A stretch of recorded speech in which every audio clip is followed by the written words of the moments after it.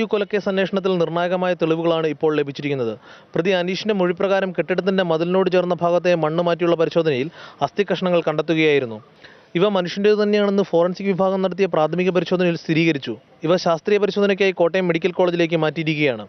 DNA പരിശോധനയ്ക്ക് ശേഷം ബന്ധുക്കളുടെ DNAയുമായുള്ള സാമ്യം നോക്കി മാത്യുവിന്റെ അസ്ഥികളാണോ കണ്ടെത്തിയതെന്ന് ശാസ്ത്രീയമായി തെളിയിക്കുവാൻ കഴിയുമെന്ന് ഫോറൻസിക് സർജൻ ടോമി മാപ്ലക്കാലയിൽ പറഞ്ഞു. DNA പരിശോധനയ്ക്ക് കാലതാമസം എടുക്കുന്ന സോഫിസ്റ്റിക്കേറ്റഡ് ടെസ്റ്റാണ്, സമയമെടുക്കും.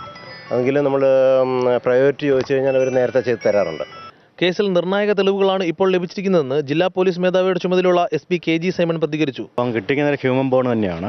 പിന്നെ അതുകൂടെ തന്നെ മാത്യുവിന്റെ വാച്ച് കിട്ടിയത്, അതാണ് ഏറ്റവും പ്രധാനപ്പെട്ട തെളിവ്. പരിശോധനയ്ക്കിടെ കണ്ടെത്തിയ വാച്ച് മാത്യുവിന്റെ തന്നെയാണെന്ന് മകൾ നൈസി സ്ഥിരീകരിച്ചു. മൃതദേഹത്തിന്റെ ചില ഭാഗങ്ങൾ പുഴയിൽ ഒഴുക്കിക്കളഞ്ഞതായി പ്രതി അനീഷ് മൊഴി നൽകിയതായും സൂചനയുണ്ട്.